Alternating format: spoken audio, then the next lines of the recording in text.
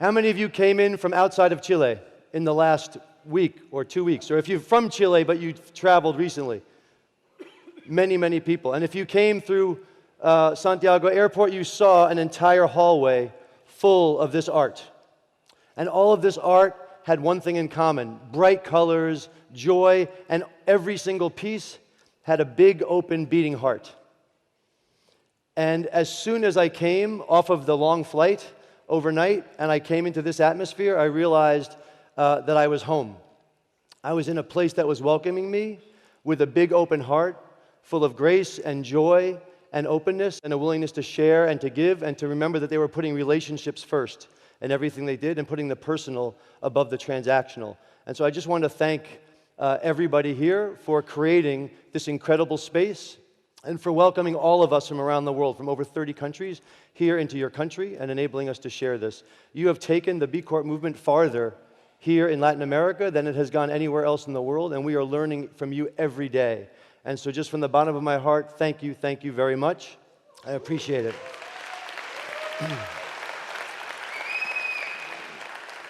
I also want to make, Valentina asked me one favor when I spoke. She said, please make sure you speak from the heart today.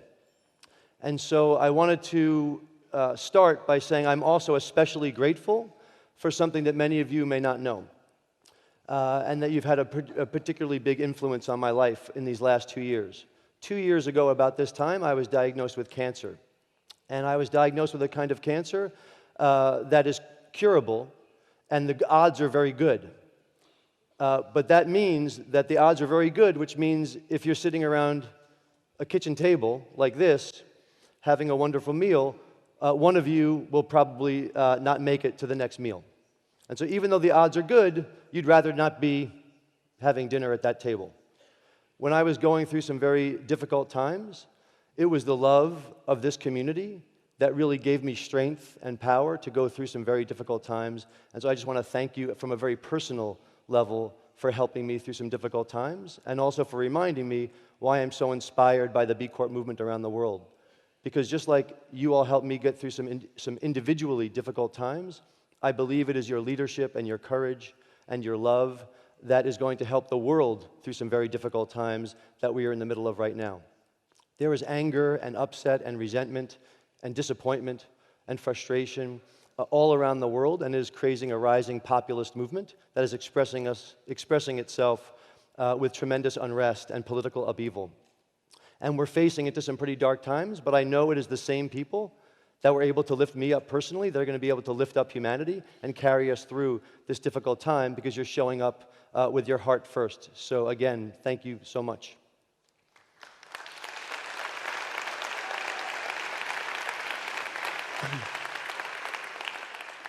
I want to take us back. You heard, if you were here throughout the day, you heard from many people some individual case studies of different Empresas B, different B Corps from all around the world doing amazing things. And after I speak this evening, you'll hear from our friends at Patagonia and at Guayaquil and others some additional case studies about individual companies that are doing amazing things. But I want to help us lift up our heads a little bit to talk about why this moment is so important and why all of you are so important in this moment. We did not get here by accident.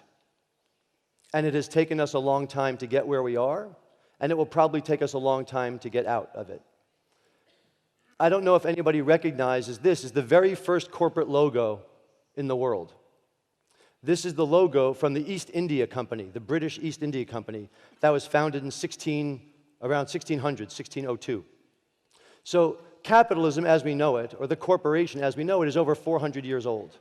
So we're not in a new system right now. With this logo came open trade and commerce and rising incomes and wealth for many parts of the world. It also came with colonialism, imperialism, slavery, land expropriation, and even genocide. For 400 years, the corporation has been an engine of growth, of innovation, but also an engine of destruction, and a generator of inequality, and a generator of inequity. This is the heritage that we are that we are living in as business people.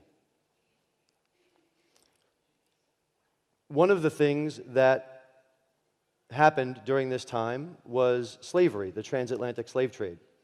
You'll note this is a little caption from a museum in the United States that presents the lives of the enslaved people that came to the United States.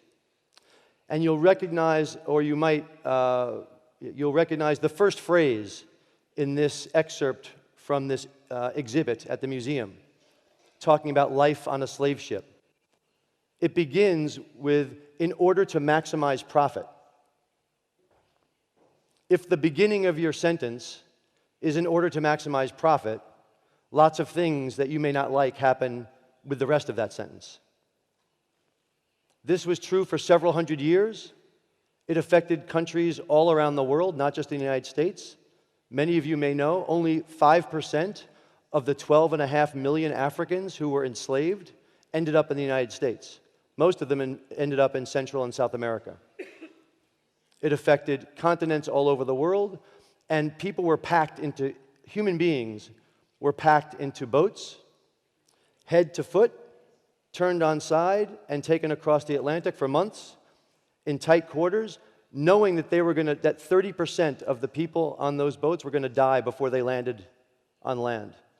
It was a business calculation because the price they could get on the other side was worth the loss of product in shipment.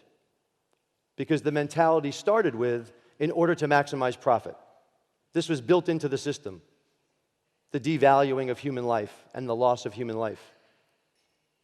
That was in the past, but that couldn't be today, because we're not doing anything as inhuman as that today.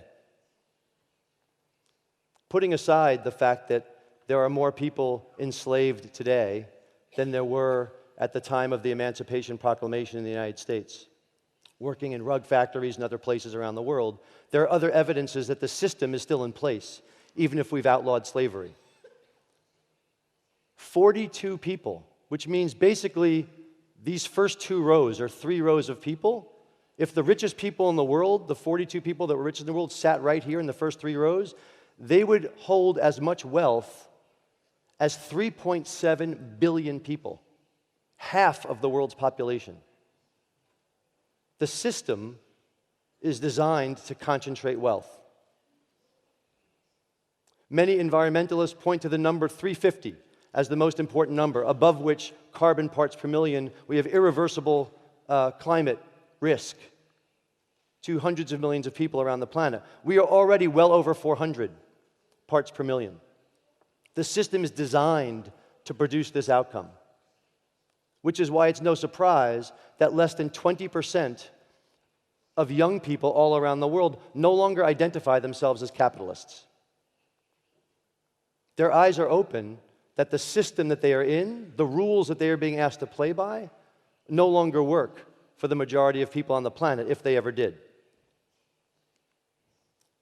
And those challenges have only just begun. They're only going to get more difficult. I find this image rather scary myself. This is meant, if you Google artificial intelligence and you click images, this is one of the ones you get. I don't understand artificial intelligence. Blockchain may be something my baby plays with. I don't understand any of that, but I do understand enough to know that smart people believe that this will be more disruptive than anything humanity has ever encountered. And businesses are in control of that technology and will be deploying that technology. And if they are doing so in order to maximize profit, we will have more serious trouble in the next 20 years than we have had in the last 20 years. So for 400 years and today and into the very near future, the system needs to be redesigned so that it's seeking different ends than just profit, which is why it's so important what you are doing. About 500 years ago, last year, in 1517, in a small town in Germany, a young priest named Martin Luther nailed to the door of the church in Wittenberg 95 theses, 95 sort of complaints about the most powerful institution on earth at the time, which was the Catholic Church. He didn't know whether that would accomplish anything. He didn't necessarily know what the next steps would be, but he knew that the first step he had to do was to declare publicly that there was a problem and see if other people would join him. I submit to you today that we are at a similar inflection point in history where the most powerful institution on the planet is no longer the church. It is business or capitalism or the corporation, however you want to express it. And just like 500 years ago, we were waiting for somebody to light a fire to catalyze a reformation of the church that became known as the Protestant Reformation, that unleashed an age of exploration and discovery and independence and individualism. We are now waiting for the next Martin Luthers of our world to declare a capitalist reformation. That is the moment that we're in now. And I think I met a few of the people who are our modern day Martin Luthers. So Juan Pablo, Maria Emilia, Pedro, and Gonzalo.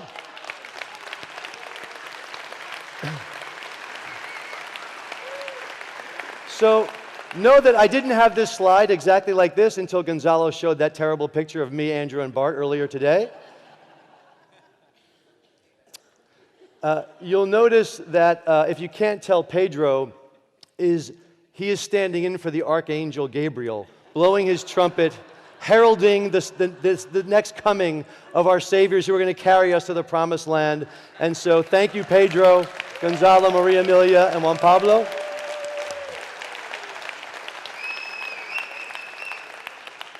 But this is the moment that we're in.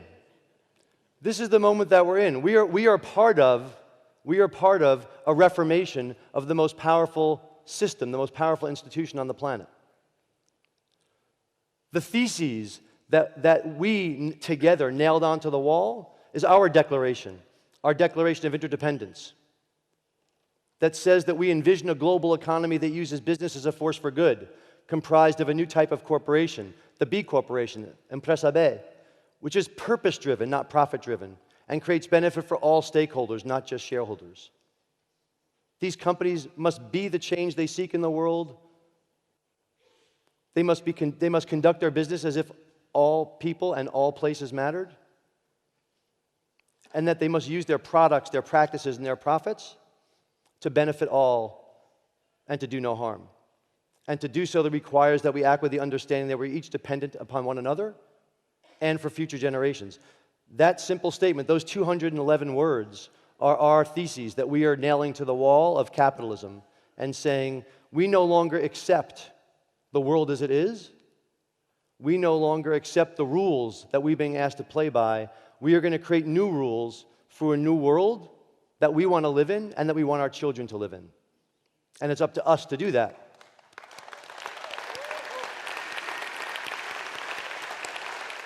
After nailing those declarations to the walls of all of our offices around the world, there are now over 2,600 B corporations that have followed their lead from over 67 countries, 150 industries, all with one unifying goal, is to change, to replace that operating system of business from one that's focused on maximizing profits to one that's focused on maximizing well-being. Those B corporations are worthy of our trust, of our admiration, of our support, because they meet the highest standards of social and environmental performance, public transparency, and legal accountability. They have changed their DNA, and they are doing more than stating principles. They are backing up those principles with performance that are validated by an independent third party. That is why they are the recognized leaders of a much broader movement of people using business as a force for good. B Corps are not the movement. We've learned that today. There are many other incredible organizations like Circular Economy or B Team or many, many others that are doing incredible work, Conscious Capitalism, that are doing incredible work.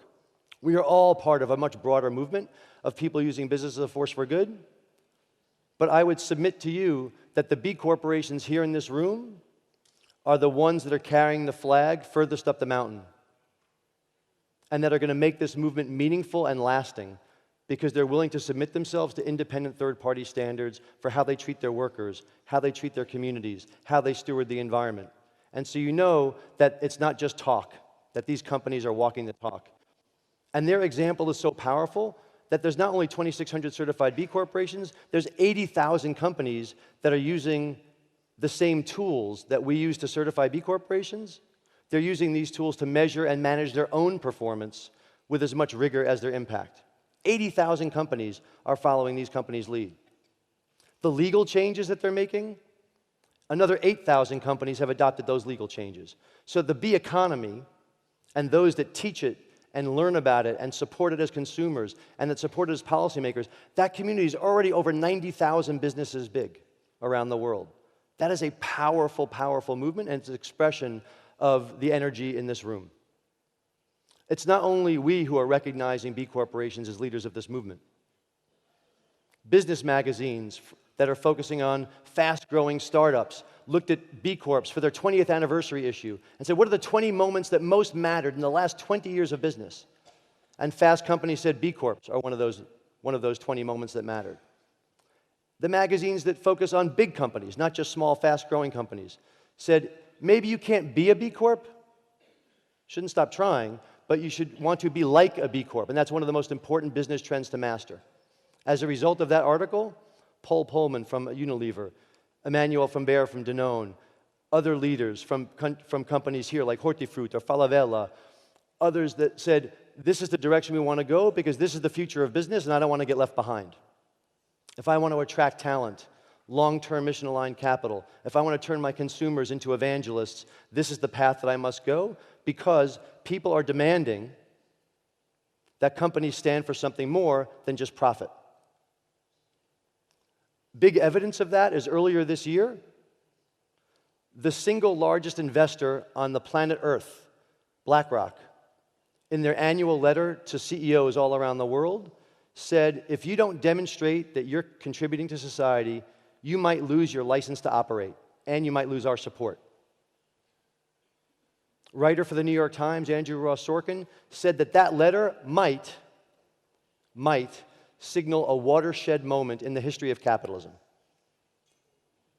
where you have the owners of capital saying, expectations of society have changed, and all you business leaders, you better pay attention, because you're not going to be able to access my capital, or if you're too slow, the politicians are going to catch on, and they're going to make you do it.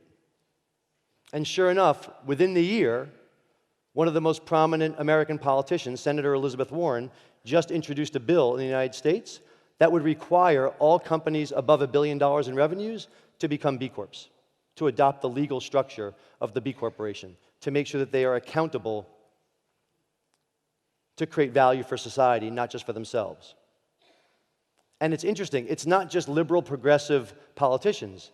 In the center picture there is the American Vice President, Mike Pence, not known as a Birkenstock-wearing, tree-hugging liberal. He passed the benefit corporation law in Indiana, and so did 16 other governors. And in fact, in the 35 states that it was passed, there were 30 unanimous votes. This is not a left issue or a right issue, a red issue or a blue issue. It's a human issue that we want business to be used to benefit all, not just to benefit a few. So whether you're a political leader on any side of the spectrum, or whether you're an entrepreneur or a capital markets provider or an investor, you want capitalism to be accountable to all. What we're seeing is a transition from a 20th century version of capitalism to a 21st century version of capitalism. This is just the evolution. It's moving from a closed system to an open system, from an extractive to a regenerative, from a monoculture to a multiculture, where the objective is now to create value for all, not just value for a few. I want to pause here and make a confession. I know I've only got another minute or so. And you'll bear with me with my poor Spanish and worse accent. But where we are very excited. The movement has gone farther than we thought it could go in just its first decade. But there is a long way to go. This has been a 400-year-old system in the making. It's going to take time for us to unravel what has been knotted together. And the truth is, I don't know what the next steps are. The truth is, I didn't know what the steps were when we first wrote the Declaration. We just nailed them to the wall. and hope that people would read it and be inspired to join us, and then we would figure it out together. And that's why I'm here today. That's why I've been here this week, is I need your help. I have no idea what we're supposed to do next. Despite all of that progress, there is no path. Caminante, no hay camino. Fellow traveler, trailblazer, pathfinder, there is no path. Se hace el camino al andar. We make the path by walking. Al andar hace el camino. By walking, we make the path. It's only one step in front of the other. This is a wonderful poem, about 100 years old, from a Spanish poet named Antonio Machado, who I just found out about a month ago. Caminante, son tus huellas, or huellas? Huellas, gracias. Caminante, son tus huellas el camino y nada más. It's only our footprints that make the path, and nothing more. That is just a more beautiful way to say that we must be the change we seek in the world. It starts with us, and even if we don't know the way, we need to begin walking that path, and it's much more powerful if we walk it together. And so I'm hoping that you might do me a favor and say this with me, because we need to do this together. We need to first own the fact that we don't really know what the next step is. And then if we do that, then maybe we can together join and figure it out together. So on the count of 3, we're going to start with Caminante. Okay? 1, 2, 3. Caminante, no hay camino. Se hace el camino al andar. Al andar, hace el camino. Caminante, son tus huellas el camino y nada más. Gracias.